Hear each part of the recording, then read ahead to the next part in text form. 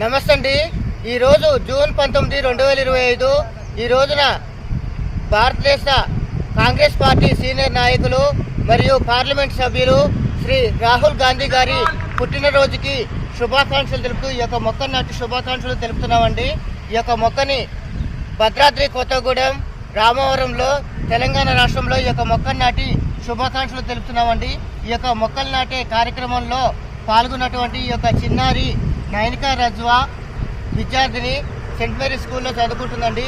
ఈ యొక్క పాప ఈ యొక్క రాహుల్ గాంధీ గారి పుట్టినరోజుకి మొక్కలు నాటే కార్యక్రమంలో పాల్గొన్నందుకు ఈ యొక్క పాపను నేను అభినందిస్తున్నాను.